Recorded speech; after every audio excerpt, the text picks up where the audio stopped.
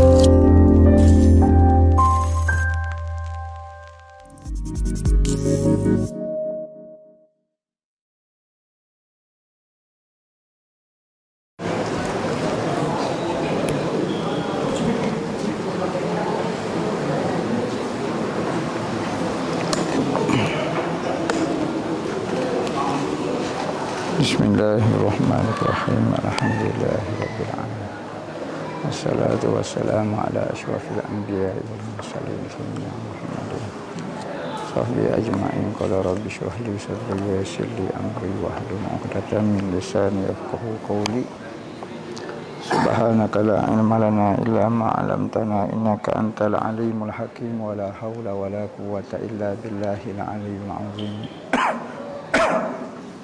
Wa itu ta'lu wa ta'lim wa tazakkura wa tazkira wa nafa'a wal intifa' wal ifadah wal istifadah wal hasa tamassuki bi kitabillah wa sunnati rasulih wa du'a ila al-huda wa dalalata 'ala al-khair ibtigha'a wajhillah qurbihi wa sawabihi subhanahu wa ta'ala. Allahumma inni nas'aluka 'ilman ladunni wa mashraba safi. Ilahi anta maqsudi wa ridhaka matlubi 'atini mahabbataka wa ma'a. Amma ba'du, assalamualaikum warahmatullahi wabarakatuh. Berkata Syekh Daud bin Syekh Abdullah Al-Fatani dalam kitab dia Durus Samin, sehinggalah perkataan beliau,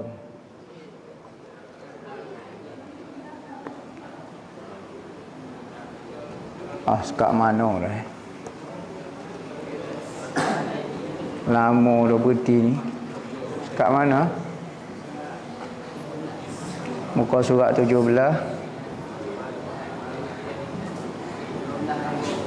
Ha? 12.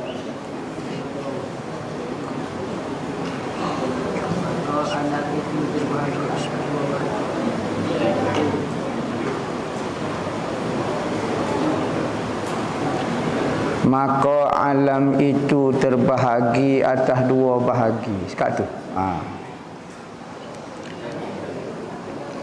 Katanya pengarah rahimahullahu ta'ala,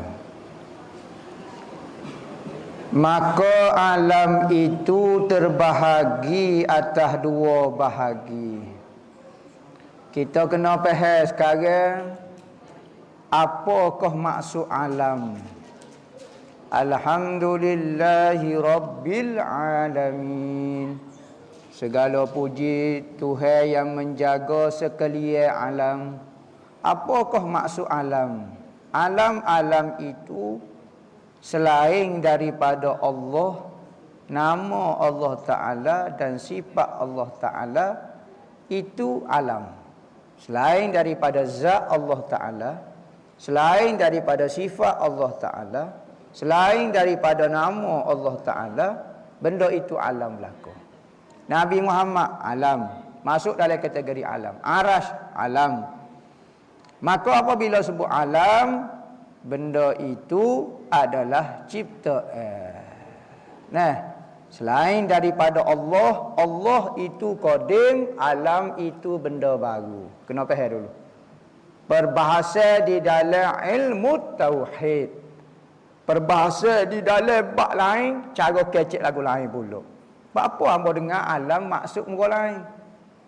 Tu takrif dalam bab lain. Sebab tu takrif dalam satu-satu ilmu jangan campur. Takrif dalam ilmu usul fiqh berlainan dengan takrif dalam bab ilmu tauhid. Nah, seperti perbahasa Al-Quran. Al-Quran dalam bab usul fiqh makna lagu lain. Al-Quran di dalam ilmu tauhid makna lagu lain.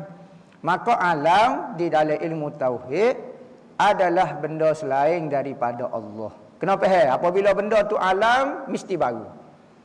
Maka antara benda alam makhluk ni, arash, Nabi Muhammad, malaikat, syurga, neraka, Sidratul Muntaha, ikutlah gapo dia ko macam-macam. Semua tu makhluk Tuhan. Maka kalau kita faham lagu tu, berarti apakah maksud Tuhan istawa atas arash? Arah ni bukan Tuhan. Ya, bukan Tuhan. Maka apabila kita faham selain daripada Tuhan itu bukan Tuhan, maka dia benda baru. Maka aras benda baru. Boleh kodok kita royak Tuhan duduk di atas aras. Sudah. Tuhan benda koding bergabung dengan benda baru. Maka kita dapat faham sebelum ada aras, kerana aras benda baru berarti Tuhan tak perlu kepada aras. Tuhan benda koding. Maka kenapa apabila ada aras Tuhan perlu kepada aras?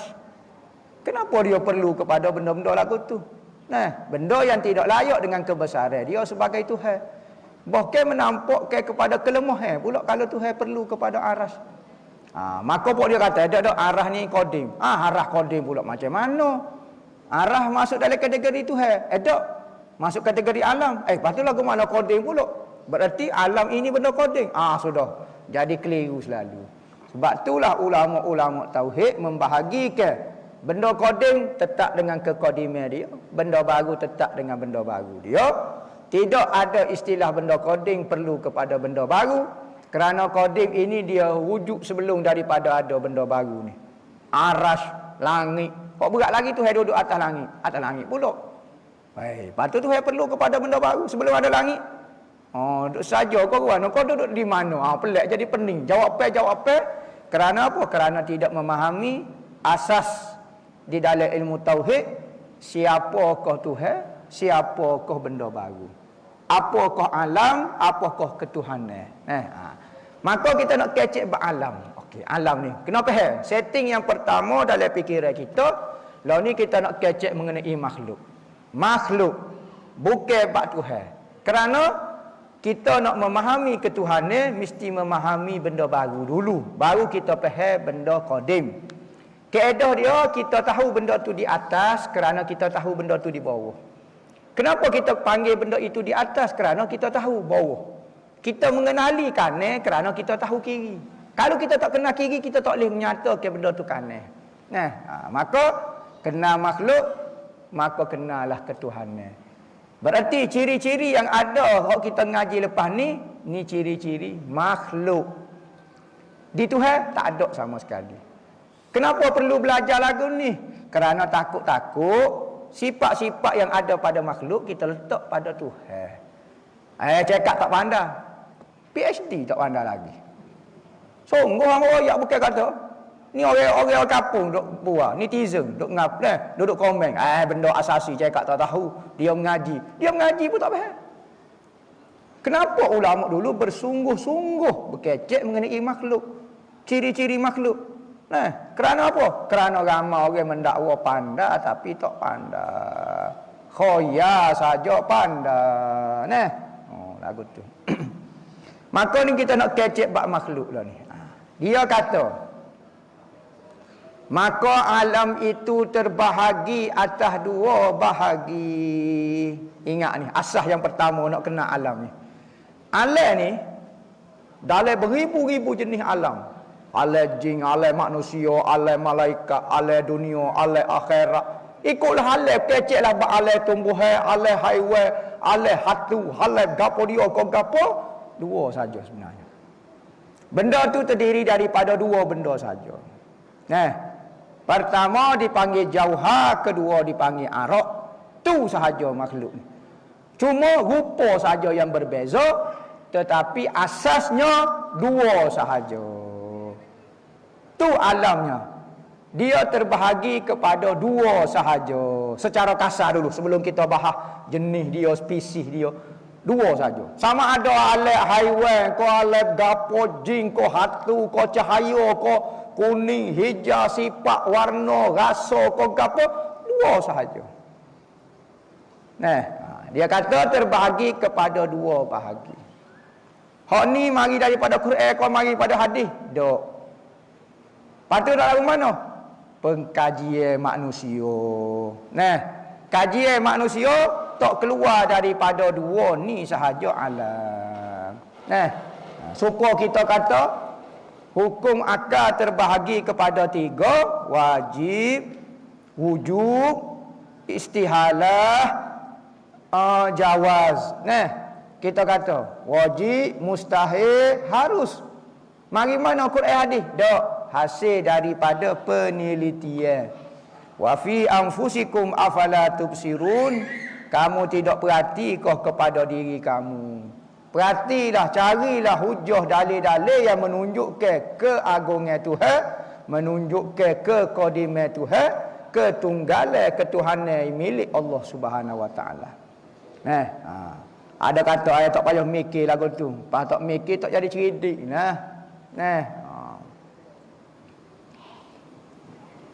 Payah ni tajuk hari ni.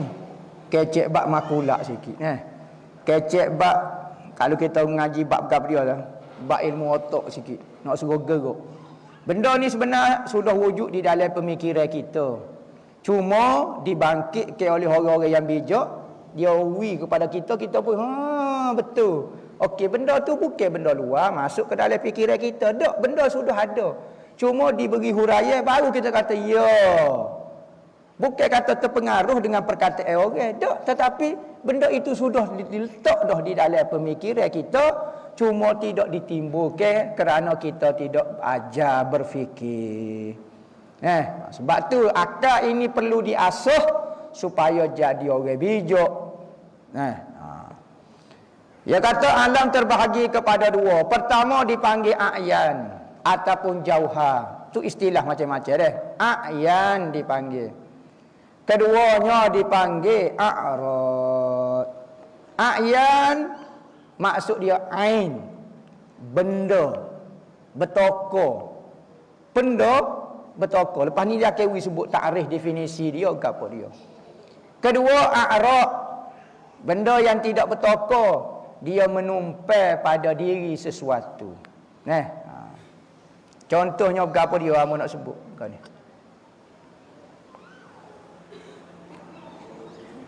Ni tudung cawan.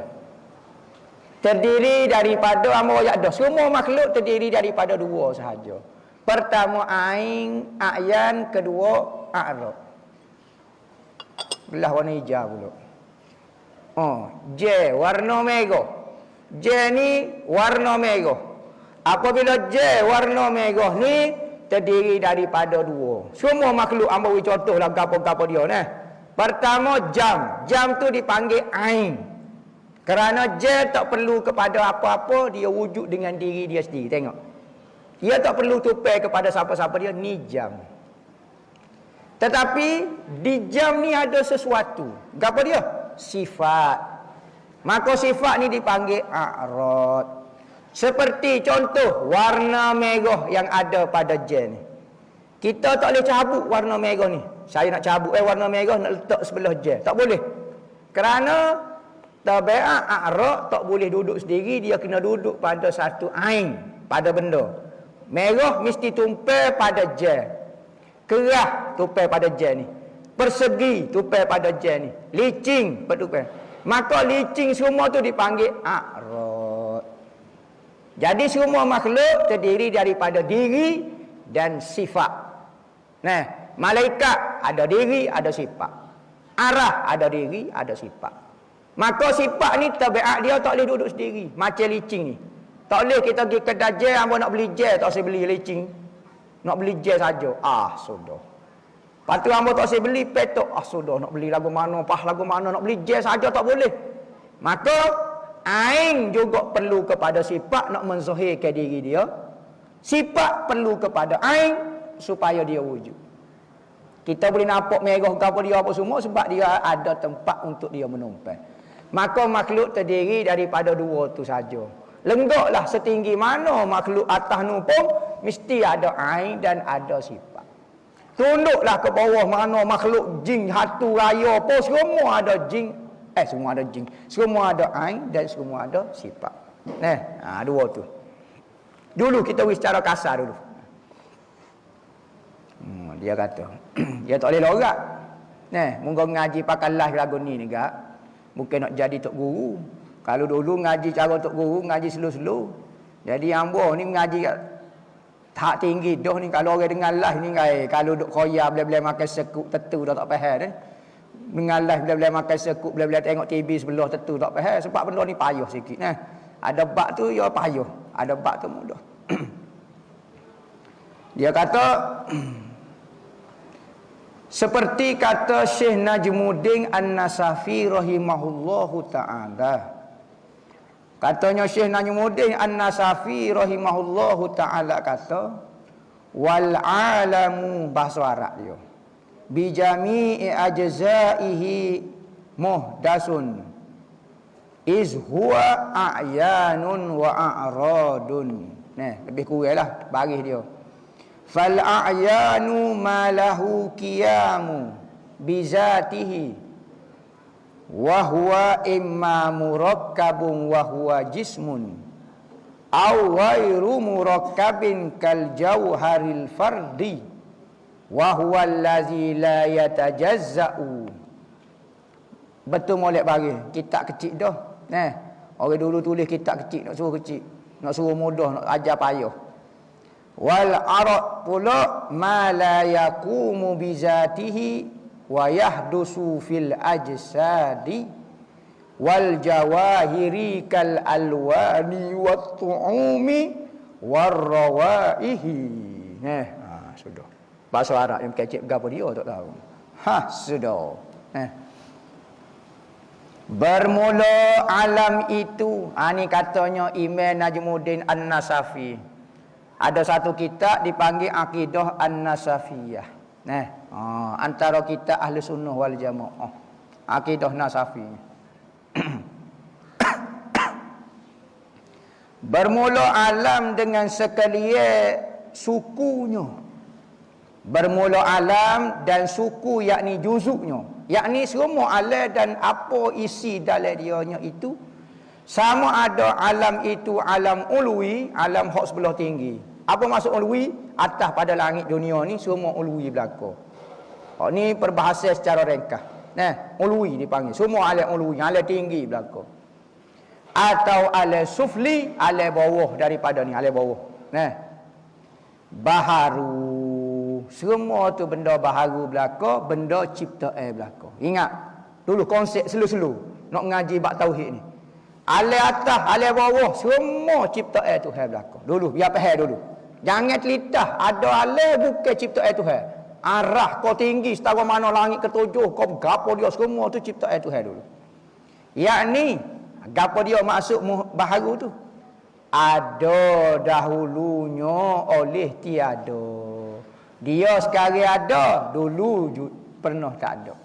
Kerana yang wujud hak qadim adalah Tuhan saja. Dia dulu pernah tak ada? Ya. Sekalipun dia alam akhirat, alam gapo dia, Tuhan tak wujud lagi. Hanya Tuhan sahaja yang wujud pada masa itu. Kerana ia alam. Jawapan dia, apa dia dulu tak ada? Kerana dia alam ke? Ada kalanya a'yan, yakni jiring. A'yan, jiring pun orang panggil, a'yan pun orang panggil, jauhar pun orang panggil. Tak apalah, biar faham gitu dulu. Selu-selu. Yang berdiri dengan zatnya. Apa maksud a'yan? Jiring. Apa maksud jiring? Benda yang memenuhi ruang. Okey. Dia ni dipanggil jiring kerana dia perlu kepada ruang untuk dia nak memenuhi ke tubuh dia. Mesti dia perlu ruang udara untuk memasuk. Ambo dipanggil jiring ambo. Apa? Ambo perlu kepada ruang. Meja perlu pada ruang. Speka, gapo pun perlu kepada ruang dan tempat. Maka setiap benda yang memenuhi ruang dan tempat dipanggil jiring. Tuhan tidak memenuhi ruang, tak perlu kepada tempat. Sebab Tuhan bukan jiring. Faham dah konsep slow. Mengaji tauhid ni jangan. Mengaji tinggi-tinggi tapi bukan bab dia jadi pening juga. Itu dipanggil jiring dulu. Dan ada kalanya a'ra, yakni berdiri dengan a'yan. So lagi makhluk ni jiring ataupun a'ra. Apa maksud a'ra? Benda yang menumpang, benda yang berada, benda yang bersungguh pada benda.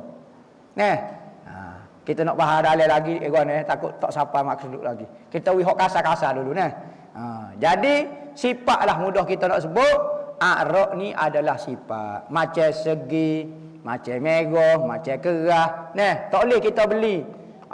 Pocik saya nak beli lada sekilo, tapi hangpa tak sih beli pedah dia. Hangpa nak beli lada saja. Sudah. Seminggu pocik tu duduk mikir. Awak nak beli jiring dia, nak beli jiring lada. Lada tu hangpa nak beli. Jiring dia tu nak beli, tapi sifat dia pedah tak sih. Sudah. Hangpa nak wear lagu mana tahu sifat pedah tu lagu mana tak tahu. Payahlah kata sebab pedah ni tu di lada tu. Tak lain lah hati hamba masuk ke lagu mana hilang pedah dia mari sifat lain pula, sifat tawar pula. Mesti kena ada sifat. Sudahlah.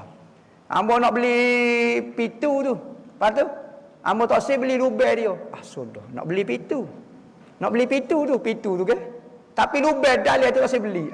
Lagu mana pitu tak sih beli lubang. Dia memang pitu tu dia kaya berlubang. Tak boleh tak sih hamba nak beli giring dia tu. Jadi pening tak boleh nak beli. Sebab apa? Sebab ain perlu kepada a'raq. A'raq perlu kepada ain. Cuma bezanya ain boleh duduk sendiri, a'raq tak boleh duduk sendiri. Saling perlu ya. Saling perlu ya. Dia kata berdiri dengan ain. Yakni a'raq itu berkehendak kepada ain. Tiada dapat asing sendirinya. Kerah tak boleh beli sendiri. Manis tak boleh beli sendiri. Saya nak beli manis saja boleh ada. Sudah. Kena beli dengan gula lah wewe. Tak say hangpa nak beli sifat dia saja. Nak ku suka lagu mana lah manis wewe patut tak boleh nak suka dia nekat di gula. Tak cakap hangpa tak cakap basuh dah gula tu. Duk manis lagu tu. Sudah jadi pening ni. Maka aing perlu pada sifat kepada aing. Hak kasah dulu. Kita berlatih dulu otak kita setting lagu tu dulu. Cara nak memahami makhluk ni. Sebelum kita nak memahami benda yang lebih dalam lagi ulama bahaya hak tu dulu. Maka yang itu ada baginya berdiri dengan zatnya. Ain tu boleh berdiri dengan zat. Yakni tiada mengikut bagi yang lain pada mengambil qada lapar. Zat tak perlu kepada suatu benda lain untuk mengambil qada lapar ataupun ruai. Macam jen ni. Jen ni apabila dia ada, dia tak perlu kepada sesuatu lain untuk mengambil ruai. Tetapi kerah pada jen, dia nak ambil ruai perlu tupai pada jen ni baru dia boleh ada ruai dia. Kalau semata-mata dia tak boleh, tak mungkin ada sifat tanpa zat. Sifat semata-mata tanpa zat tak mungkin ada. Sifat mesti tupai pada zat. Zat ni dia boleh duduk ambil diri dia sendiri. Tengok. Contohnya Ana ni ruai tubuh Ana. Ana tak perlu kepada tiang, tak perlu kepada meja nak untuk memenuhi ruai tubuh Ana tak perlu. Ana dah cukup. Apabila Ana ada, cukup dah Ana memenuhi ruai tubuh Ana. Tapi kalau sifat, kalau kerah terpaksa menumpai pada besi. Kerah lembut tupai pada kain. Tak boleh dia duduk kerah ambil ruai tanpa jising, tak boleh. Kerah. Nampak stoko kerah. Tak boleh. Mesti dia tupai pada kain, warna tupai pada cecair. Ikutlah gapo-gapo dia mesti tupai kepada sesuatu.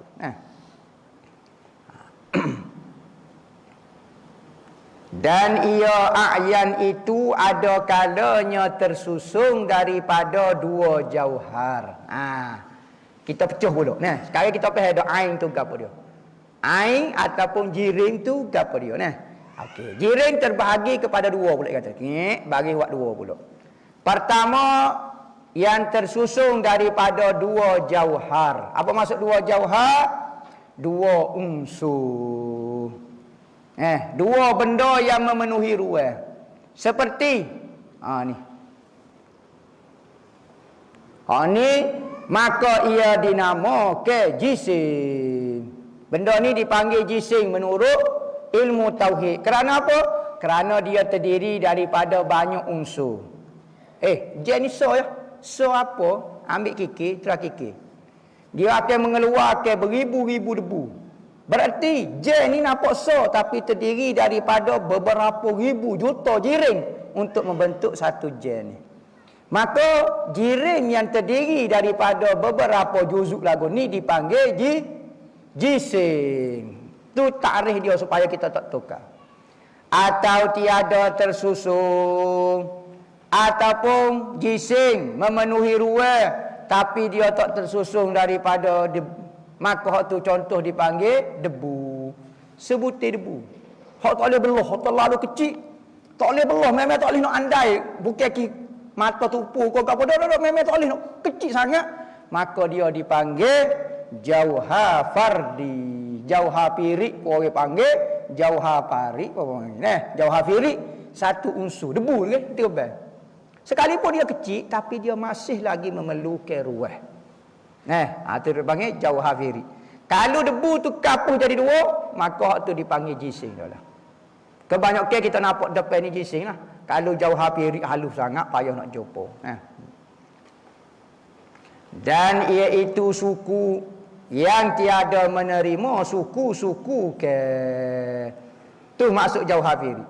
Yakni tiada dapat dibahagi dengan perbuatan dan tiada dapat pula dengan dita'alluq, dita'akul ke. Mamu ada benda tu tak boleh belah dengan betul-betul belah. Ataupun kita andai ke, benda besar ni boleh belah lagi. Tak boleh. Maksud jauh pirik bukan hamba ayat dah. Bukan kerana pisah tu mata pisah terlalu lebar. Tak. Kerana dia terlalu halus. Tak boleh. Terlalu tu. Kita andai dengan akal pun tak boleh nak belah tu. Tetapi tertegah dengan zat itu menerima bagi. Zat tu sendiri tak boleh dibahagi. Dan a'ra itu wallahu a'lam. Tak boleh banyak-banyak mikir hak tu sudah. Hak tu pun suruh nak demam dah ngaji. Ngaji mudah-mudah. Tak usah ngaji payah-payahlah, ngaji mudah-mudah.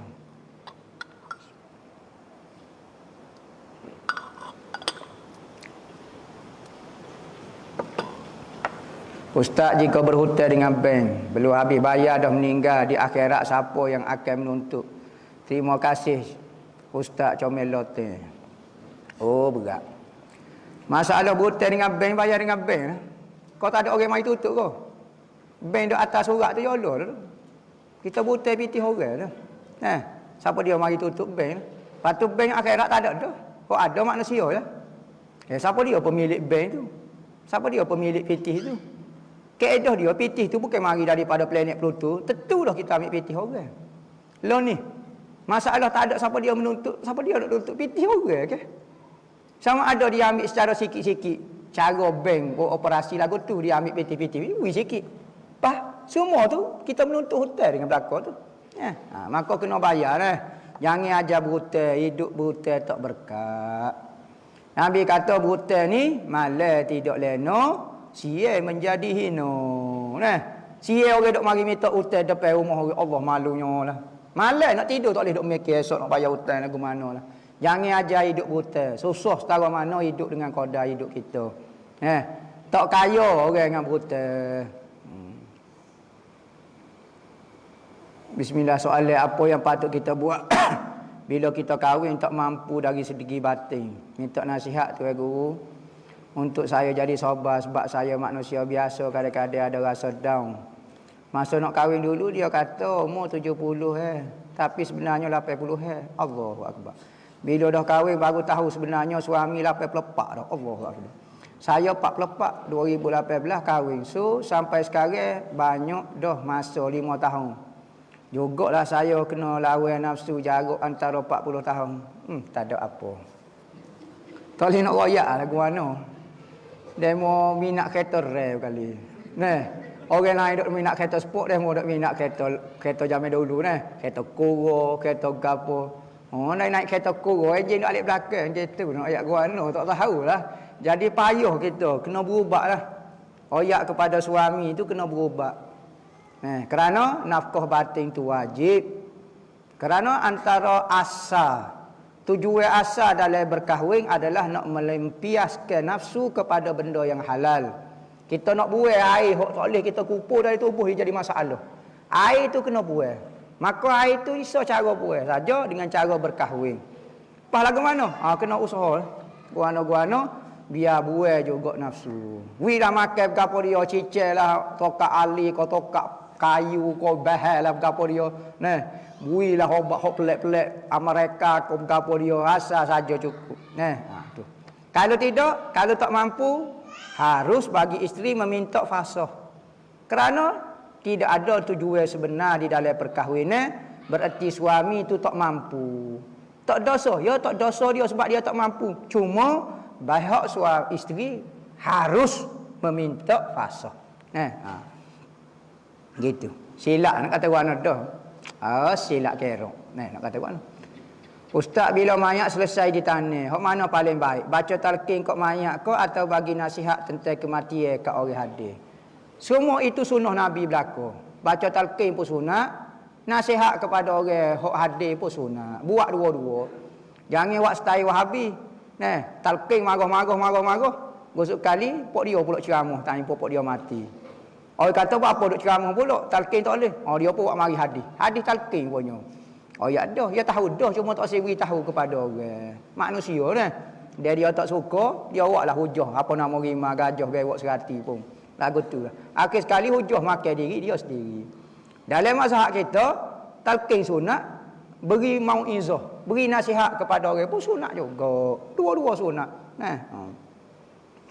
Ustaz sekadar mahu tahu, ada tak pendapat lain pasal mereka yang sudah betul baca Al-Qurannya, yakni betul makhraj dan supama, tak dimaafkan kesalahan khafi dalam solat? Tidak dimaafkan kesalahan khafi. Dalam kitab fiqh ni dimaafkan kesalahan dalam bacaan Al-Quran. Kalau bacaan khafi itu dimaafkan. Kerana bacaan tepat ini jarang orang. Kita ngaji 5 orang guru. Letak mulut sini, letak jebel sini, bunyi segini. Hak ni tak pekat, tak tebal lagi. Jadi hak ni kata betul dah hak ni. Pergi jumpa orang Arab kecek lagu ni. Arab Mesir lagu lain. Kita dengar tok guru orang Iraq, lagu lain bacaan dia. Suara supaya orang Iraq lain suara dia. Dengar orang Mesir lagu lain. Yaman dengar lagu lain. Hak Malaysia dengar lagu lain. Hak Kapung dengar lagu lain. Hak Lipak dengar lagu lain. Macam-macam jadi Jadi kita nak kata khafi ni tak dimaafkan payah. Kalau kita kata khafi tak dimaafkan, hak mana hak paling tepat sekali? Dok tu tak boleh nak baca belakang, Nabi Muhammad saja boleh baca. Pas tak sah semaya kata khafi. Maka khafi itu dimaaf. Kesalahan halus dimaafkan. Doa boleh mengatasi takdir mohon pencerahan ustaz. Ya. Nabi kata doa tu memberi manfaat. Nabi Muhammad nak ajar supaya kita sentiasa merintih, minta dengan Allah Ta'ala. Jangan putus asa. Kerana usaha kita tidak keluar daripada takdir Tuhan. Jangan kita rasa dengan usaha kita, keluar dari kayak aku sungguh sangat keluar daripada takdir Tuhan. Tak. Berdoalah sungguh setara mana itu masih lagi dalam takdir. Jangan kata doa itu tak. Maka kalau kita berdoa dapat pahala. Tak sedut bimbang, tak sedut keluar daripada takdir. Tak boleh nak keluar. Siapa dia nak keluar daripada takdir? Setan tak dengar kata Tuhan. Siapa dia kata setan tak dengar kata Tuhan? Ya gerak tu siapa dia buat? Siapa dia boleh keluar daripada takdir Tuhan? Setan, iblis tak boleh buat. Setan tak taat Tuhan. Nak taat, setan tak taat Tuhan. Siapa dia buat dia gerak, dia boleh hidup, dia apa dia? Tak ada makhluk, ingat kena faham, tak ada makhluk boleh keluar daripada kuasa Tuhan. Takdir dan ilmu Tuhan. Pas doa, keluar dah daripada takdir Tuhan. Tak. Maka boleh doa. Mudah-mudahan dengan doa itu, apa yang kita minta dapat. Kita tak tahu. Mungkin kita ni makhluk yang jahil. Berdoa. Minta dengan Allah. Tuhan kata, doa ni, astajib laku. Minta dengan aku perkenan. Ustaz minta jelaskan tentang tulai lembu korban. Perlu kodok bahagi kepada fakir miskin. Masalah bagi daging. Masalah korban, hak wajib dibahagi hanya daging sahaja. Kita jumlah korban, bagi kita ada daging, ada tulai, ada perut, ada. Hak wajib dibahagi daging sahaja. Kerana daging orang makan, tak ada orang khilaf. Semua bangsa akan makan daging. Tulai ada orang berahi, ada orang tak berahi. Perut ada orang makan, ada orang tak makan. Maka daging wajib kena bagi. Tulai tu kita nak bagi tak apa, tak si bagi tak apa. Tak wajib. Kalau kita kata patut bagi daging saja, tulai tak boleh bagi. Tak nak bagi tak apalah nak makan. Tulai kau. Tapi daging wajib. Lagu tu. Ustaz doktor yang mengubati saya berkata pada saya, terus ke ambil ubat dengannya. Hutang pun tak apa, dah sihat. dan boleh bekerja nanti baru bayar balik. Tapi saya masih belum sihat dan belum mampu bekerja, rawatan saya ditamatkan. Wajib kau saya bayar hutang itu sebab janjinya saya sihat baru bayar. Oh, tu kena kecek molek lah. Basi-basi dia lah doktor cakap dia ya. Kalau dia sungguh kita tak ada orang ambil obat dia pula. Jadi kena faham lah apabila kita ambil obat dia kena bayar lah. Cuma dia mungkin tak tekan sangat kau apa dia lagu tu.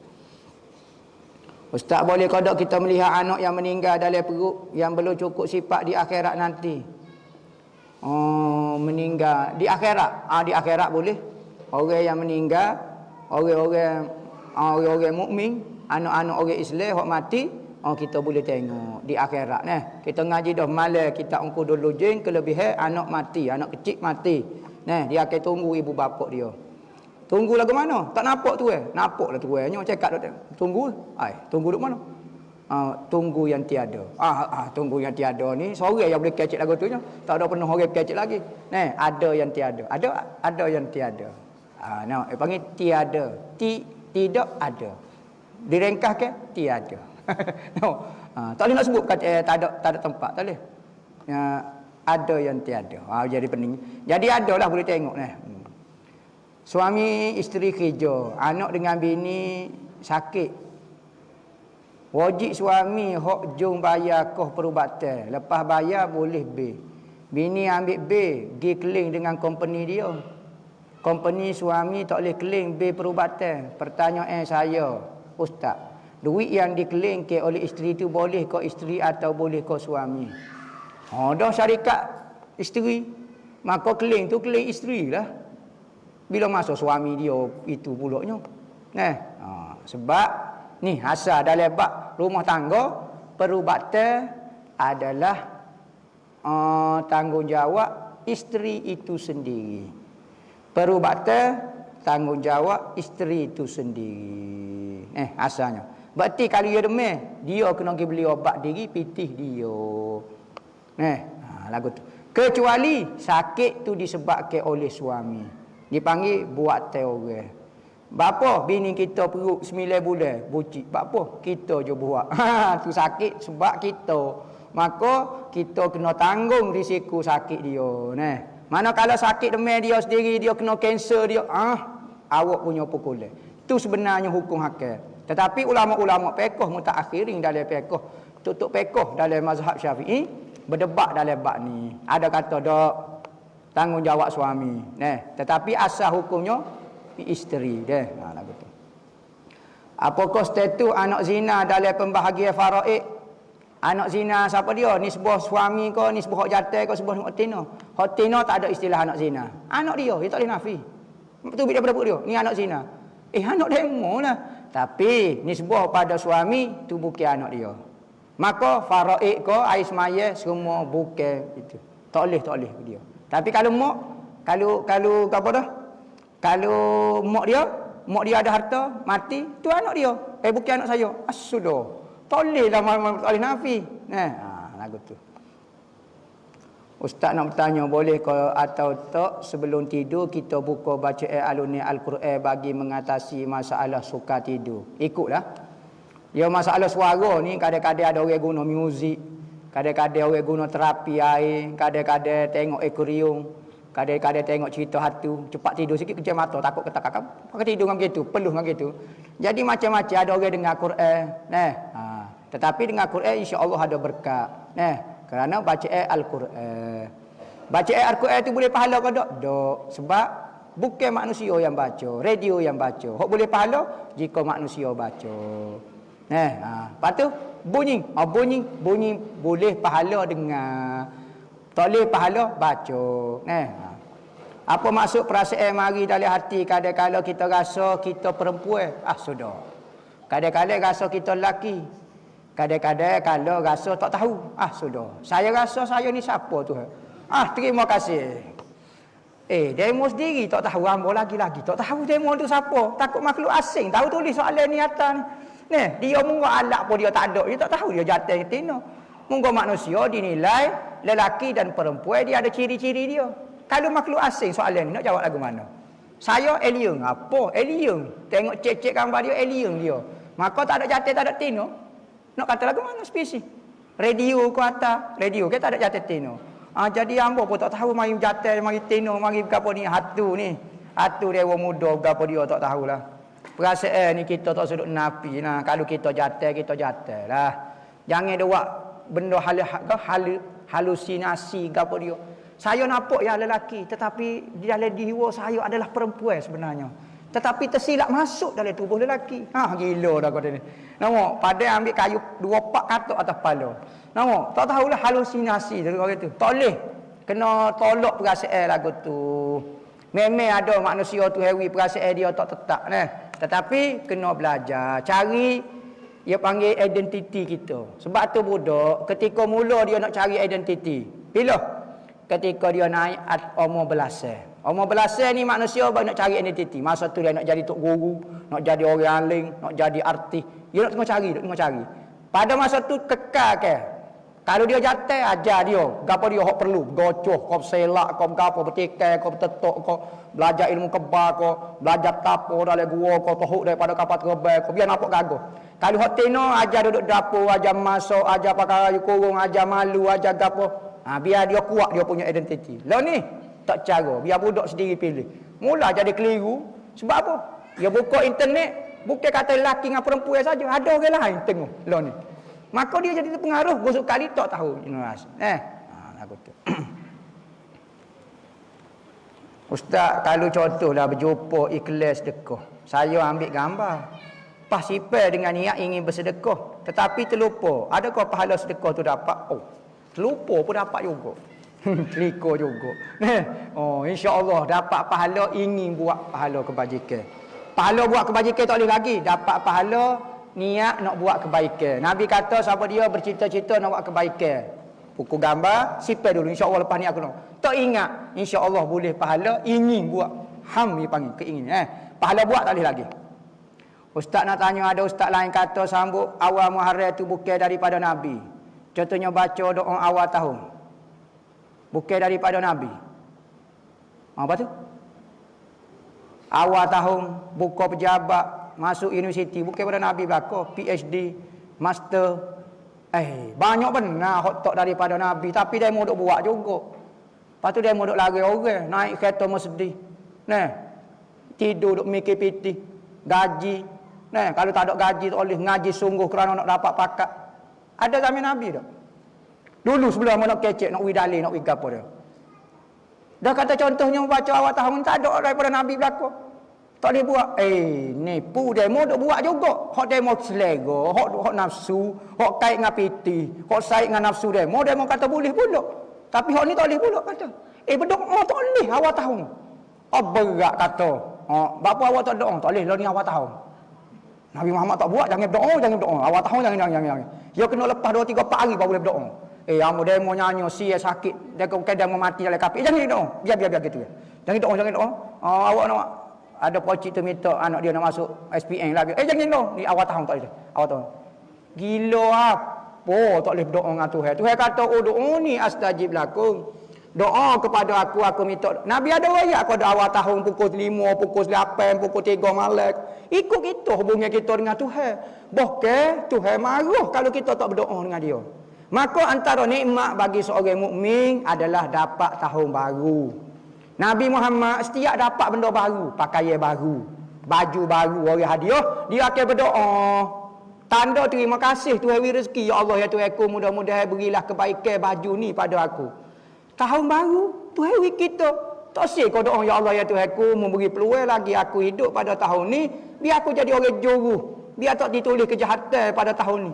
Salah hamba tak nampak lagi. Hok tolong mana lari kita berhubung dengan Tuhan lah ni.